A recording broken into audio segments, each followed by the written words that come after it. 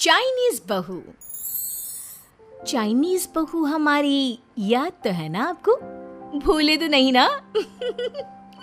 हाँ भाई, थोड़ी देर में ही सही, लेकिन चाइनीज बहू की कहानी आ ही गई। क्या हो रहा है ये देश में? चाइना ने तो आतंक ही मचा रखा है। अरे क्या हो गया? क्यों चाइना को कोसता रहता है? भूल मत, तेरी ससुराल चाइना की ही है। हाँ माँ, पर ये देखना, लड़ाई झगड़े, ये बीमारी, ऊपर से ये देश कितना चालाक है, अंदर न जाने क्या क्या करता रहता है। तभी अंदर से बहू की चिल्लाने की आवाज आती है। अरे क्या हो गया बहू, क्यों चिल्ला रही है? माँ जी, ये देखिए, ये रूस ने यूक्रेन की हालत क्या कर दी है। ऊपर से चाइना में 2 बड़ा लॉकडाउन लग गया है। माँ जी, अब क्या किया जाए? अरे तो तुम लोगों को क्या परेशानी हो रही है, मैं तो यही नहीं समझ पा रही हूँ। वो क्या है ना माँ, हम लोग चाइना जाने की सोच रहे थे, सांगसू के भाई की शादी है। तो क्या? अरे कौन सा उन लोगों के यहाँ भाई घोड़ी चढ़ता है जो बहन काजल लगाकर नेक लगी? माँ जी, उसकी आंखें बहुत छोटी छोटी है, उसमें या तो पुतली रह सकती है या काजल। साले की पुतली निकाल कर काजल लगा दो, अंधा कहीं का। क्या क्या बोले तुम मेरे भाई के बारे में? अरे नहीं नहीं बहू, वो तो बोल रहा था कि तुझे नेग मिल जाएगा। हाँ, बहन है ना तो उसकी। नहीं नहीं माँ जी, मैं सब समझती, ये मेरे भाई का मजाक बनाते रहते। कितना सीधा है मेरा भाई, बिल्कुल छिपकली जैसा। नहीं नहीं बहू, सीधा गाय जैसा होता है। सही पकड़े हैं माँ जी। हाँ, तो मेरे भाई की शादी है, मैं चाइना जरूर जाऊंगी। तभी एक पड़ोसन आ जाती है। अरे नहीं नहीं बहू, तू कहीं ना जा, हम लोगों का मन कैसे लगेगा तेरे बिना। ले बहू, तेरे भाई के लिए ये शॉल रख ले, हमारी तरफ से गिफ्ट कर देना। अरे सब कितने अच्छे हैं, मेरी चाइनीज बहू को कितने प्यार से तुम लोगों ने एक्सेप्ट कर लिया। सच में बड़ी भाग्यशाली हूँ मैं। कैसी बात कर रही है? ये तो हम लोगों के देश की एक खूबसूरती है कि हर किसी को दिल से अपना लेते हैं, बस वो भी दिल से हमें अपना समझे। कैसी बात कर रही है आंटी जी? मेरे लिए आप सब सासू माँ जैसी ही हैं। मुझे भारत बहुत अच्छा लगता है, ये सबसे अच्छा देश है, मेरा भारत महान। वैसे भी लड़के की शादी जहाँ होती है वो तो वहीं की हो जाती है ना। जीती रे बहू, सही बोल रही है। औरत तो होती ही पानी की तरह है, जो जहाँ जैसे रखे वैसी ही शेप ले लेती है।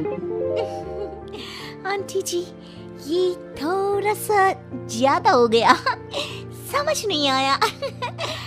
नो प्रॉब्लम, मैं चाय बना कर लाती हूँ। फिर क्या, वो दिन भी आ जाता है जब बेटे बहू को चाइना जाना पड़ता है। वहाँ जाकर बहू का भाई कहता है, मेरे बहन आ गए, मेरे बहन आ गए। मैंने सबको बोला कि सब हिंदी में बात करेंगे, नहीं तो बहन नाराज हो जाएगी। थैंक्स बॉय, हिंदी मेरी भाषा है, अब मुझे उसी में बात करना अच्छा लगता है। आपने जीजा जी से मिलो। ओ बहन, तुम अंदर चलो। सभी बहू को अंदर लेकर चले जाते हैं, लेकिन सांगसू का पति, वो तो बेचारा चाइना के ससुराल के आंगन में अकेला खड़ा रहता है। काफी देर तक जब कोई उसे नहीं पूछता तो वो माँ को घर पर फोन करता है। हाँ बेटा, पहुँच गए ना कुशल मंगल? हाँ माँ, लेकिन सांगसू पता नहीं कहाँ है, वो तो अंदर गई है, तब से बाहर आई ही नहीं। अरे कैसी बात कर रहा है? तो तू अंदर चला जा, तू बाहर क्यों है? अरे दामाद है तू वहाँ का, उन लोगों ने तुझे बिठाया, चाय पानी कुछ नहीं पूछा?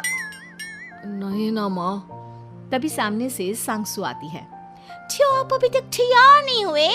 और ये बैग लेकर क्यों कमरे से बाहर आए? इसे वहीं रख देते। कमरा? कौन सा कमरा? अरे कैसी बात कर रही हो? जब से तुम अंदर गई हो मैं बाहर ही तो खड़ा हूँ। बहू को बहुत हैरानी होती है और गुस्सा भी आता है। तभी उसका भाई और माँ आ जाते हैं। और सांगसू, अंदर खाना लग गया है। पहले ये बताओ कि मेरे पति को किसी ने खाना या पानी क्यों नहीं पूछा? वो भारत से ससुराल पहली बार आया है, वो भी मेरे कहने पर।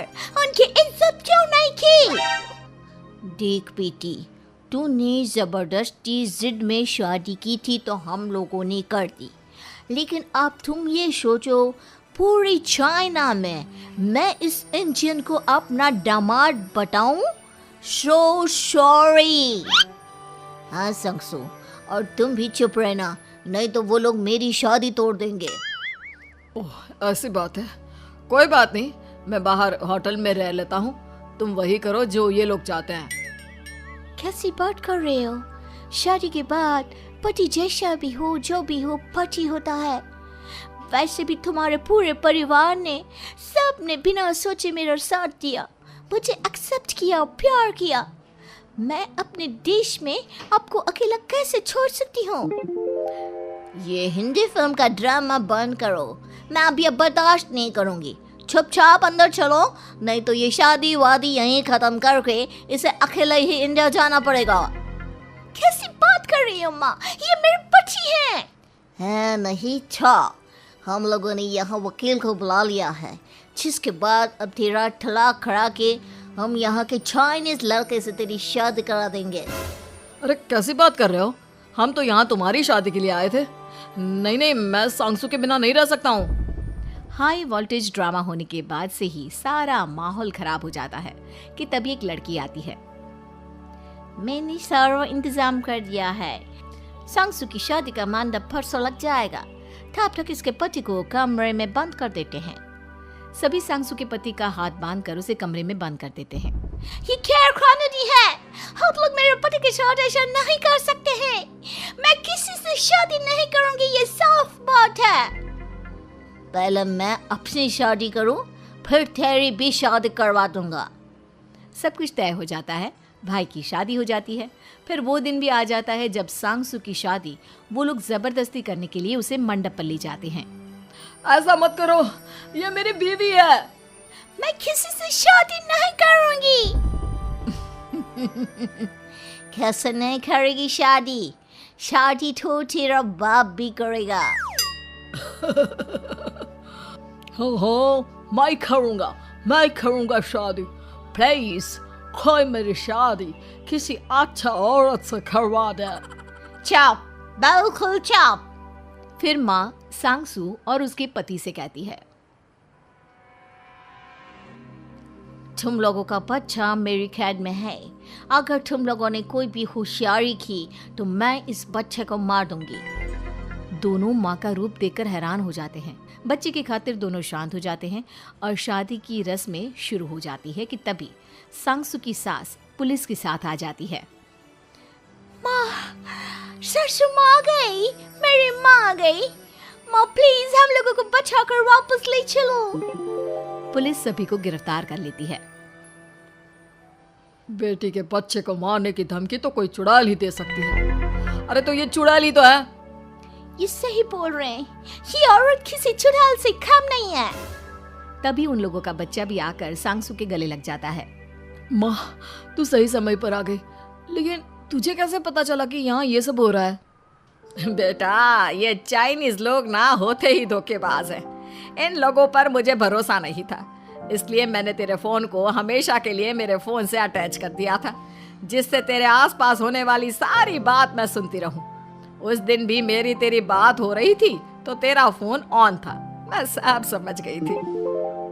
मुझे माफ कर दो। नहीं, बिल्कुल नहीं।